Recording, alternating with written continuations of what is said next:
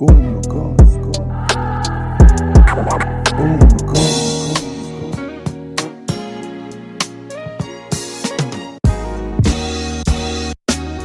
Khumo fam, what's good? We're back for the new year 2021. We made it. Got the residents here, Thlogi and Khumo, for our 4-0 win against West Brom away. Big Sam must be sad there. Big and small Sam. So guys, how are you feeling? Sorry. No, what's that thing that line? That chat should get clapped or get banged. Yeah, I think we go like negative 36 or something stupid like that. Like, it's crazy. But he's the number of goals they've conceded. It's quite a lot, actually. Yeah. No, but him saying that we're in the same we like relegation battle with them. Oh yeah, I remember that post that he said. But to be fair, he was just like happy that we're on bad. You must say that shit now. Yeah, exactly. But yeah, let's get to the game, man. It was quite a great performance where the guys from the kickoff, good starting lineup going into the first half. What did you guys make of everything? New year, first game of the season, coming off 2 good wins. Maybe we'll go with you, Khumo. Look, I mean it was dope, man. It was that Tierney goal that kicked it off was awesome, as a dope vibe. Saka and Emil and Laka connecting there to make things happen was beautiful. Laka getting 2 goals. I don't know that. I think he even had a chance at one point to even have a strike at a third. I forgot who had the ball. They decided to pass it somewhere else, and Laka was like, "Yo, give it to me on the feet." So I don't know. There's these guys that hesitance of passes sometimes, Like I remember Laka was like, dude, and it's like I think it's one Denny ended up booting it. I think they passed it back and Denny kicked it to the stand. Oh, I remember that one. There was a half a second where Laka was like, play me the ball, and the guy decided to play it back. It was probably, who that probably was. Who he is. Don't say it. But you know what, Khumo? Your boy had a great game yesterday. He had a lot of positive play. I'm talking about Xhaka. He didn't have a lot of backward passing. He actually had a good game. You can't deny it. He was great. The double together they were quite solid. You know what I mean? And I think they were able to let Emil Smith roll. They were able to let him free for a little bit. You know what I mean? That's why he was able to create the number of chances that he did, because he knew that he was supported by a solid defensive pair. Midfield pair. You know what I mean? The other thing, look, I'll forever say this. I've heard people say they want to see Oba as that front man playing in front of Martinelli, Emil Smith Rowe, and Saka. I don't think that's his position. He always looks uncomfortable in that position, which is why more than half the time he turns to fifth. Now, a lot of people are not seeing that. They want to see him in that position. I don't think he's better suited there. You saw the influence that Lacazette had on the game yesterday. And him and Emil Smith Rowe are starting to have some kind of an understanding. When Lacazette drops to go fetch the ball, Emil Smith Rowe will proceed a bit further forward, so that when Laka recovers the ball, he's able to feed him the ball. So I like that kind of play. In recent games, recent performances rather from Aubameyang have been disappointing. Yesterday, I think the only thing that eluded him was the goal. But let's just be honest, he had a great game. He was in the thick of things, influencing certain aspects or elements of the game. He also had a fantastic game. Now, when you thought all was good and there's no rubbish that's going to happen, come substitution, the clown comes in. Willock come in. I'm looking at it.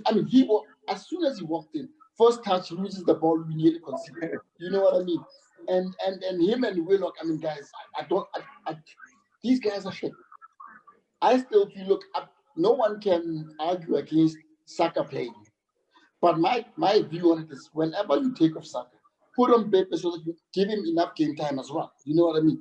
We never know when we're going to need him to step up, because Saka, there might be a drop in form, an injury or whatever. You know what I mean?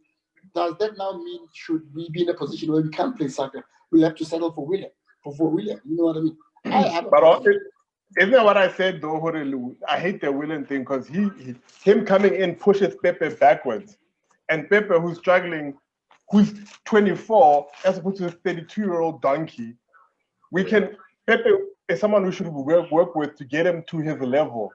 Not be pissing around.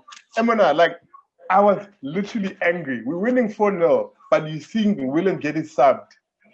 It just spoils the fucking thing. Like, I get the Saka and Smith Rowe. It's like the man is like, look, I gotta protect my stars here.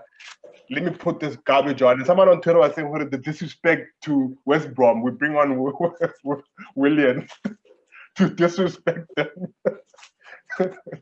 But I cannot. So bad yesterday. He had a few good touches. I know that one shot. No, did you hear the commentator, Kish? You hear the commentator? Commentator's like, oh, he's had one shot on goal. Then he shoots. He said, oh, the second shot on goal for the season. The second shot at goal this season. Bruh. Not in the match, the entire season. Bruh. And you see that one. You know what I was starting to see, Khumo? Those substitutions nearly said to me, should we hit a bit of a rough patch where we're not winning games? He's gonna revert back to his old tactics of your Williams and your Willocks and whatever this other rubbish is. That's all I could see coming out of it. But we had no business playing. We didn't have any business playing. Our squad players now. I mean to say Williams, sorry. Yeah, but I get it. But they are our squad players now, so it's I feel that they should be dropped and they are. But your guys are right, to be fair. I would have brought Pepe on. I was also a bit disappointed. But I saw William coming on because it's West Brom and it's William. You know what I mean? It's like you can't play. No, but wait, already like 4 you saw him, bro. But he's still Kish, I would like to argue. Before that second chance of his, you saw him. The ball lands on his feet in front of the box. He kicked it to the left of the post, guys. Yeah. Where Obama? No, that's a ball he kicked and Oba and Oba made it go bound. And I mean, given where Oba was, he should have passed to Obama. Why didn't he pass it to Obama? You know what I mean? That's exactly what he takes his garbage, guys. Smith Rowe had a better shot at goal than him. Yeah, that wasn't nice. The one that ended up with like a goal. Let's that's what I remember. You know what, Khumo, I can even go as far as saying if we had put in Pepe as opposed to William, we could have scored another 2 goals, probably. Yeah. You know what I mean? From that position where William received the ball, more than half the time, Pepe will bury it in the back of the net. You know what I mean? It could have been like he wanted to defend, but let's go off William a bit. You know, he's a bit negative. let's talk about Emil. Oh, it's the anger. Okay, let's get anger, dude. Emil Smith-Rowe. There's no reason for us to be complaining like this. Lacazette and Saka link up in the whole game. Their movement, the way they've been playing. Look, Tierney on the left was phenomenal, but in the center of the park, Emil Smith-Rowe's touches just 1 or 2, gets the ball to Lacazette. They just move it so much faster. How much have we been needing this, you know, like to actually see this kind of play? And it's surprising that it's Smith-Rowe, but we always knew he had the potential. But is it just that we weren't seeing it? That's why we're so happy about it. And how effective is it in our game? Maybe Cloaky, you can start with this one. You know, I have said it before, Kisha. I don't know. I mean, I've said it to you even when we were chilling at the base and watching games that we need to give Emil Smith-Rowe an opportunity to play so that he can show us what he can do. So I think introducing him in the game it has become quite interesting because it has given us that that final link that we needed, link up play between receiving the ball at the back and turning it into proper offense. So I think what he does different to your Ceballos and them is what you said, exactly what you said. He lets go of the ball quick enough. He doesn't hold on to the ball too much. You know what I mean? Because the problem with us in the past has always been we keep the ball too much, and when we advance to the opposition's final third, we are so slow at doing that to a point where we give them an opportunity to recover. They pick up they pick up the box, and all we end up doing is playing the ball sideways. I mean, the Saka goal, It was one pass from Smith Rowe. Like I said, didn't even waste time. It was just one touch back to Emil Smith But Rowe. did you One see touch that? from Smith Rowe. Saka, we scored the. So I like that element that he has brought into the team. That urgency when we are moving the ball forward. But Troy, did you see how beautiful that pass he did to Lacazette? The one that set him up. Was it to Lacazette? Well, I think it was turning and just straight to Lacazette, and then he ran, and then Lacazette played him in. I think it was Tierney to Lacazette, Lacazette to Smith to Saka, Saka to. What was No, that? there was a pass. Lacazette to Smith Rowe and then Saka. Yeah, there was a give and go. He did this nice turn and pass, but like forward into this. Man, yeah. That build-up was beautiful as well. That kind of. All I can say, we're not talking about one or two quick touches here. There was a few. They moved the ball a lot faster. Transition was so much better. And then obviously the goals, man. Like I said, to Saka again. Saka has just been phenomenal. Like, I was watching the commentators, I was watching the pundits. The way they love this dude, like, they even, like, they speak so much about him. Like, Saka. That's all you hear. I'll tell you why. And I'm like, dude, 19. I'll tell Imagine you why. everybody screaming your name. Let me tell you why they speak so much about him. It's because Saka snapped Nigeria to play for England. If Saka had decided to play for Nigeria, they wouldn't be saying that shit. They would be saying it because they want to hype him to be part of the English national team. if apart from him snapping or kind of choosing England over Nigeria, if he was French, they wouldn't be saying exactly the same thing they did. You know what I mean? And some of the things that irritate me at times is where they'll say, Saka, we paid whatever millions for Pepe, and Saka is now I heard that too many times. You understand what I mean? But truth be told, guys, I'll be the first one to say, I don't think Arteta has given Pepe the opportunity that he needed for him to settle in. I don't think he did. There was a lot of pressure on Pepe, and now he's brought this Willian that he is always choosing over Pepe. Pepe is further back the pecking order. Look, it goes back to what I said about him and Unai signings. Right now, we're about to sell Saliba we're about to sell him. He's about to leave on a permanent deal. We paid 30 million for him. We've never seen him play. You know what I mean? So these are some of the things that irritate me about his management style. But again, I don't want to go into that. How many players how many coaches have inherited players? Like this guy just being a baby. Like it's now also Pepe and Saliba. Who's the problem here? Are they all fucking problems? Exactly. The manager. And Khumo, don't forget and Gendouzi. Are these all people problems? And there's Torreira, you know what I mean? And Torreira, it could be a Torreira. Like, I don't know, bro. But Willian, you insisting on Willian when everyone knows he's dog shit. The commentators fucking take the piss. Chelsea take the piss, and you play Willian. You tell me who he's got. I think you saying he's got favorites? Yeah. There's a favorite system. He's pushing a favorite agenda, and I don't know if that guy was really sick, but his sickness helped. And then maybe that's how Smith Rowe got on the team, because Willian was suddenly not feeling well. And he's like, fuck, I can't play Willian. Edu, what must I do? Edu. Fucking asshole. And then he played the other waste man, Willock. And he played the other nonsense. Yeah? Why are you so frustrated, though? We won 4-0 yesterday. We're just firing shots. No, that's Willian. He came on. It's Willian, bruh. Willian touched my body, bruh, in not a nice way. It's been a while since I chilled and watched football with the wife. So, we're chilling on the couch, we're watching football, we're detoxing, because I went in heavy on the 31st and the 1st, So we're chilling and detoxing, and, we're comfortably, we are 4-0 up. William comes on. I get pissed off, and the wife is like, "But you guys are leading. Why are you being pissed off? You have no idea how much I test like this." Even on the group, you guys don't say anything the whole game.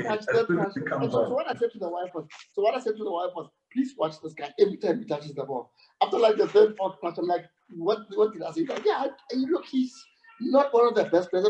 He's rubbish. Don't be gentle about him. Say he's not one of the. He's rubbish. He's not one of the best. But so when I was talking about the goals, with Saka, obviously this guy's been our wonder kid, and as you guys said, maybe there's some favoritism, but I think somebody that deserved whatever he got for this game was Tierney. I think over the weeks he's always performed for us. It's just that he's never maybe given the reward or like an unsung hero. Down that left, we're pretty solid. And that goal and his movement yesterday, it's like he likes playing in ice cold weather. This guy is just a beast. I don't know what's wrong with him. Like, I did not expect that, to be fair. We all knew he has the quality, but yesterday was just phenomenal. A goal, an assist, his movement, his play. So what do you make of his performance? He was pretty much the man of the match for me. I don't know, maybe Lacazette goals, but still. No, so there was like, man, I thought this. Oh wait, let me get it quickly. I saw this post saying go ahead. Arteta's best thing was moving Saka to the right, because then Pepe, then Tierney and Saka can bring that quality up on both sides. Because before they were holding each other back in a sense, so they were not holding each other back. It wasn't vibing. Too So much quality on one side. Yeah. Yeah, so it's giving us more opportunities on both sides. Because at least, actually, fuck, I'm sorry I'm diverting from Tierney, but you didn't see Bell end all the way up in the pitch. I think that's because the Saka's there. You didn't see Bell end. So, but for Tierney, look, that hunger, that passion yesterday after the goal. I mean, that goal woke us up. It started the fire. And no, but I think the fire was there already. I think we'd been trying when he scored the goal. Yeah, we've been trying. And also, talking about Tierney, the catch kind of the touches between him and Auburn that flank. Some of them actually quite interesting. I think we play them together a bit more. We'll see some good build-up play come from that flank. Now, talking about Saka going up not Tierney going up and down. I think one of the reasons Tierney is able to go up and down is because of the cover that's provided at the back by Mari.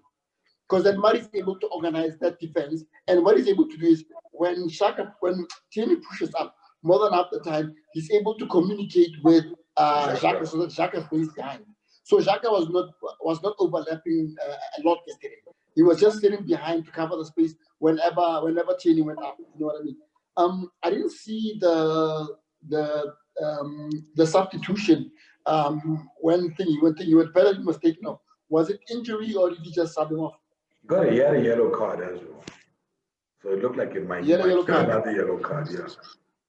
Okay. But now, Maitland-Niles, I think from a defensive point of view, he provided us with a bit more. He was a bit more solid defensively than Bellerin. I mean, he's always more defensively solid than Bellerin. His offensive play, not the best. That's why he lose the ball a couple of times. But I mean, it just come off the field. You know what I mean? As soon as he warmed up, I also think he had a nice game. He had a nice game. But like you said, Kish, by far, I think Tierney is the man of the match. That's great. Because now I think Khumo mentioned it. I feel our left and right is balancing out by just putting Saka on the right.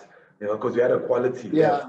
With Tierney, Aubameyang, Martinelli, whoever you put there. There was Bellerin and Niles as your right back, or Cedric.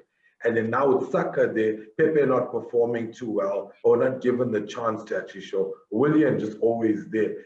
Saka just blew up on the right. And I didn't know that his right foot is as strong. Well, not as strong, but got quite a decent right foot because there was an assist or a ball that he whipped in. Oh yeah, for the second goal when all those ricochets, he whipped in that ball and then the defender hit it against the post. That was a really nice ball in, curving away from the keeper. So maybe he's restoring balance to the right that we need. But now with 3 wins in a row, which after being starved for 10 games, we're like, tastes good now, we're feasting, yeah. But it puts us in a good position and it shows you what a good spell can do or a good run can do in the Premier League. We're 10 points off top. I know it's quite a lot. We're 11, top is 33, we're on 23, but we're 3 points behind Chelsea. What do you think this becomes a turning point? Do you think this January, these next 3 games, because we play United at the end of Jan, which is always an exciting game, and I think we play them at the Emirates. Do you think from now till then, if we can capitalize, we'll be in a really good position to actually maybe fight to top 4 or be around there, maybe 5, 6? Look, I think comfortably, I would say top six comfortably, right? Or maybe rather, let me not say comfortably. Let me say a top six is the one that is more probable. Top four, I don't see there. There'll need to be a few things that happen. I think first and foremost, we'll need to look at the transfer window quite closely. Depending on what comes out of that window, we may be able to get top four. The other thing would be also what Arteta decides to do, because I'm afraid that we are having a good run of form right now. Now, and the good run of form, let's just be honest, it started by him opting for players that he typically would not play and playing a football that is very different from what he's always tried to do over the last couple of the month or the months leading to our good run of form. Meaning, the football that we played. In fact, what I would say to you is, between the Chelsea game and the Manchester United game, because even when we played the Manchester United game, we were an offensive team. We were on point. We were not that easy to read. But those games that came in between, I don't know why the bad run of form. I still think it was primarily as a result of the manager insisting on his own tactics, as opposed to changing his tactics to suit the kind of game that he was playing. Be it changing your tactics in the second half. It doesn't make sense to have two halves that look exactly the same and you're losing. You understand what I mean? So I think for me, if we look at those two things, depending on what happens, we might challenge for top six. I heard rumors about Isco. I don't know what element, what dimension, what width Isco is going to give to the team, but we all know he's a good player. Let's just hope that he doesn't come to Arsenal and become shit. You know what I mean? Because some players have come to Arsenal, we know they're good, but when they get there, they just become a shade of what they're supposed to be. Definitely. Oh, sorry, I'm missing about here. Top four, top six. Our goal difference is bad, right? And I think that's probably the reason why we're not even higher. We've got a atrocious. Yeah? What's bad? I'm saying we've got an atrocious goal difference. That's why we're probably not higher, because I think a lot of us on 23 already. Yeah, let me pull the we're on one. Table. Our goal difference is one. Yeah, our goal difference is whack, bro, compared to, and I think all of these dudes, how many of us are on 23? Liverpool. Okay, actually, we on 11. Yeah, so we're 11 3 points off the top half of the table. You know what I mean? Yeah, but now also we played more games. We played one game more than Southampton. We played one game more than Spurs, then United, then Liverpool. So we played one more game than them. Manchester City has only played 14 games, so they still have to play 3 games.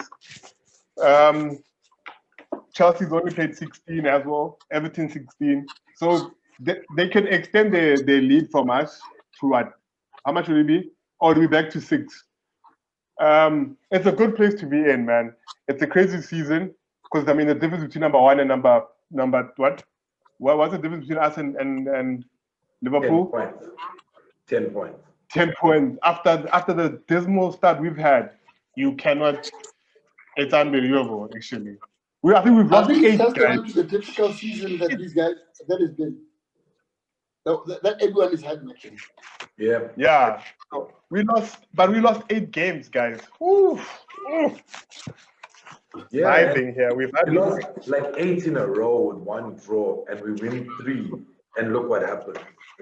So it shows you what a fight. Look at what happened to you. Well, I don't like to talk about them, but other teams are going on better runs with like 6 and 7 wins, and they're getting to the top half of the table. Spurs lost 2 or 3 games, dropped to 7, win 1 game, jump back up. So it's like a deck of cards, bro. Things are just shuffling here. It's a seesaw.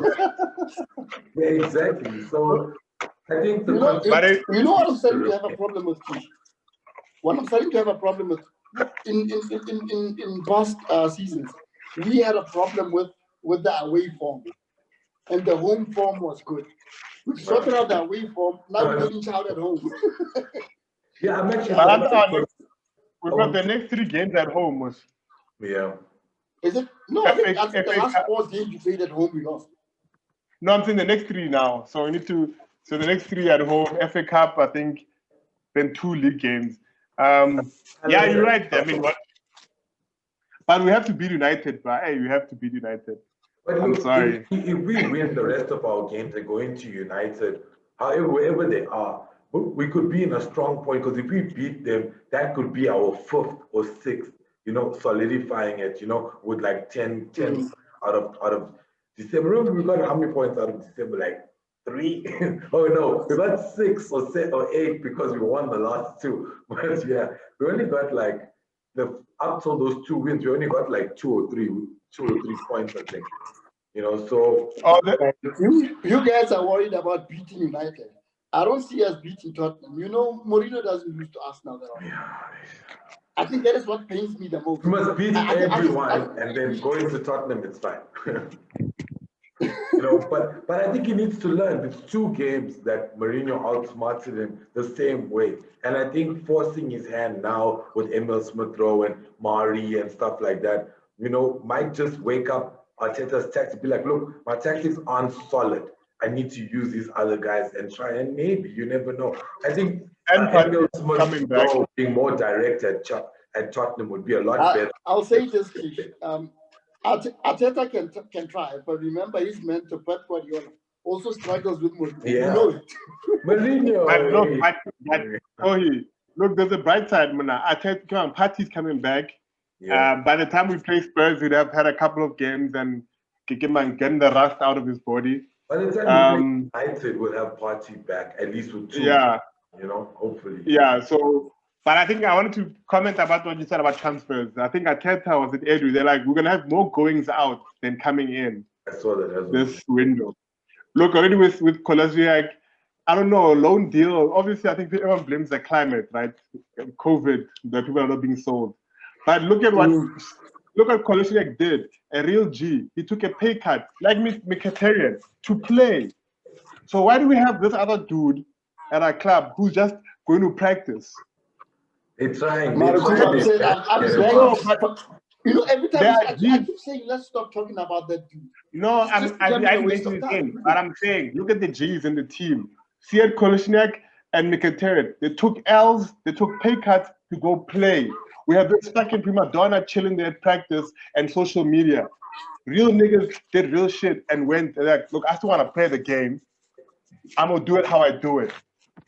But now we got this other fucking kid who just look, give my well done Arsenal on Twitter. I'll pay Ganaso's salary. Bruh, real people are playing football, bruh. Not chilling and not going to practice. Where's Iverson? Cool. As far as I'm concerned, Mesut Ozil is an ex-Arsenal player. I always think of him as an ex-Arsenal player. That's why I don't even want to talk about him. Nah, it's over for him, bruh. Real shit. Thank you for your work. Thank you for leaving like a G. Like, it's a redevelopment. It's whatever Arteta wants to do, whatever Edu or the whole hierarchy wants to do. It does not involve Ozil, and maybe there's other issues behind the scenes that we don't know about. But I can just see it looks like his future here is not with us. It's sad. We were fans of him and stuff, but now it's done. We got to look to winning. We got to look for our team to get glory. We can't be worried about this dude and he's like M10 products and stuff like that. You know what I mean? Like, it's a bit frustrating because it feels like he's just sitting there patronizing us at some posts, I feel. And I have respect for him because he's a quality player. But like, if you're just sitting there and fighting against the hierarchy just so you can sit and make your 350 a week, I don't like that. You know what I mean? He's like, I won't leave because you know what I mean? I don't like behaviors like that. People are leaving. That's why I'm saying Kolasinac and Mkhitaryan put football ahead of everything. They were like, I want a game. I'm gonna make whatever moves I gotta make to go play. Now we got this dude who's like, but I suppose for Khumo, for Kolasinac is the age thing, because there's quite a substantial age gap between him and Ozil. He still has a bit more legs, so he's trying to make himself a bit more marketable and a bit more available. But for Ozil, he's the other side of 30. You know what I mean? Yeah, that's I think maybe that's why he didn't want to play. He was making himself available. But anyway, so you think he wants to leave on a free? Sorry. You think he wants to leave on a free, get a big signing bonus? Yeah. Look, if also, we'll see it. He's gonna get a big signing bonus. If he leaves on the free, Do you think he'll get a big Yeah, signing he's on a bonus? free probably. I mean, the same way that he came to Arsenal, because one thing, I think he had about a year left on his contract. He sat out that year and came to Arsenal as a free. That's why his wages were high, because he didn't pay anything upfront. But actually, Chloe, I just googled Mkhitaryan's age. He's 31, also 32. Why is No, why I'm is talking Mickey? about Sead Kolasinac, not I know. But I'm just saying, Mickey still made a choice. He's 1 year younger than the guy. Mickey said a choice would like, I also take a pay cut to go play. But that's He's the 1 year thing. younger than the dude. These ones want to play ball. It looks like this dude doesn't want to play ball anymore. He just wants to make that money, you know, and do whatever. Yeah, Ozil is full of himself. He's fine. Between The less we William, talk about it, the better. well, Willock, hey, there's a lot of negativity in this chat after a 4-0. I saw him. Apparently he sent a tweet congratulating we got Metro and his performance and contribution to the team, which is quite interesting. But I mean, apart from that, I really don't give a fuck. No, I'll just throw a post. No one's talking about Ozil when you see Emil Smith Rowe play.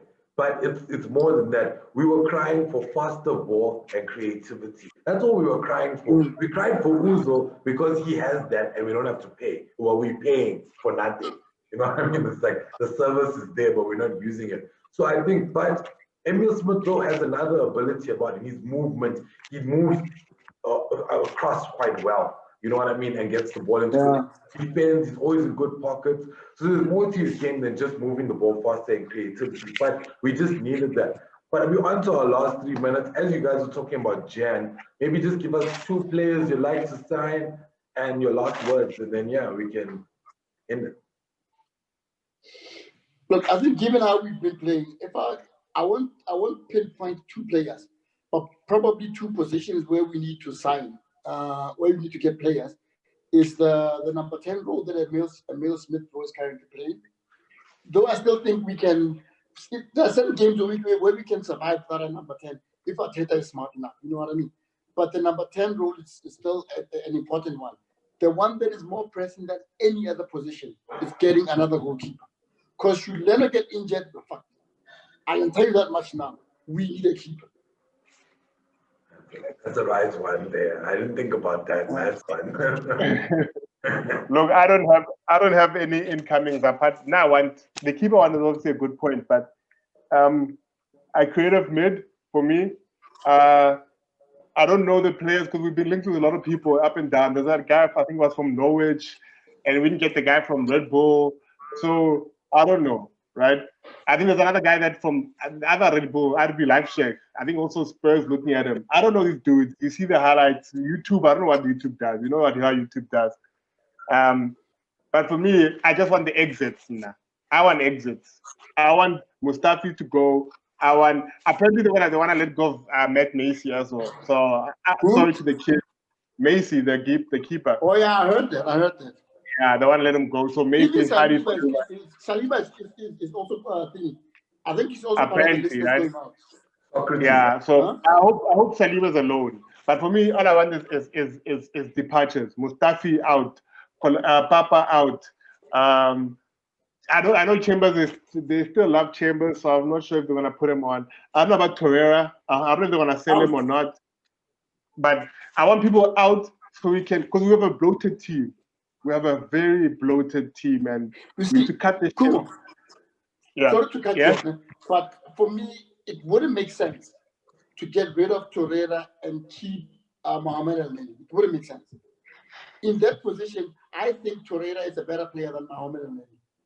100%. He's a better tackler. I mean, they just can't carry the ball well. That was like a few other players. He's a nice signing. You never know. I think also English, man. The guys that struggle with English tend not to like England for some reason. I get it. But like, I didn't know it was so difficult. You know what I mean? But Torreira just wasn't happy. I think his only friend was Martinez. You know, and then like that guy left. He's like, I am going now. But anyway, guys, we're almost out of time.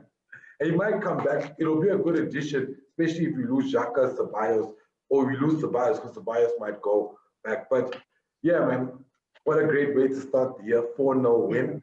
Probably our best result for the year. I hope so.